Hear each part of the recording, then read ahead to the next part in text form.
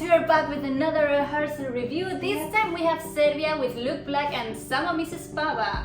Oh my god, what a difference from the rehearsal that precedes him, which is Malta. It's so bright and colorful, and now we have this dreamscape, nightmarish.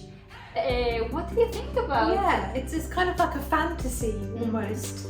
A fantasy that he's brought to life on stage. I find this very intriguing. That's a perfect way. Yeah, from what I've seen, just because of how kind of different it is from what we've seen so far. You know, we kind of have these very dark colours and dark lighting, and then this big massive prop that I don't even know what it's supposed to be. I've heard everything. I've heard it's like the shell of some sort of oyster, then a flower bed, a splash of paint that it's static and reveals Blakc. I don't know, for me it's something of the Matrix, and you have like these robotic dancers that are connected to it, so it's more like a science fiction. Yeah. But for me, Blakc has always reminded me to some sort of Dorian Gray character. Okay. And he loves surrealism, he loves Dali, so I could see all of this very interesting mix of different art currents. So for me, this is fascinating to watch. I would love to pick it. Well, I would not know how to pick his brain, because this is like a very visual representation of what's going on inside.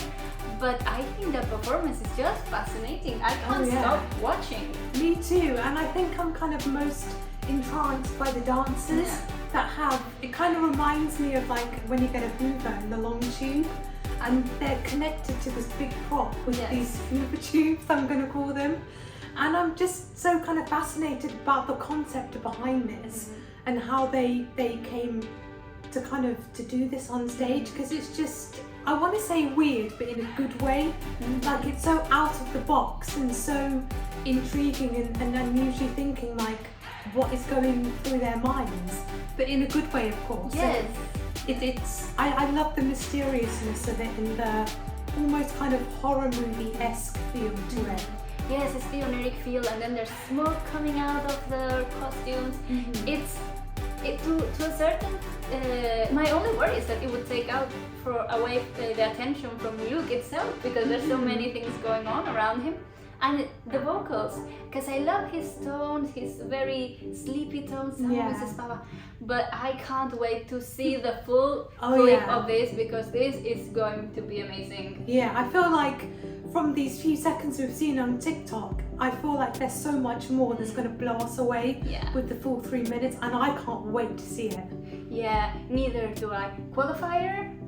I would say yes. I think it's going to pique people's interest just because of how different it is, especially because you've got very poppy songs with Norway and Malta, so it's going to kind of be very different, I think, and stand out.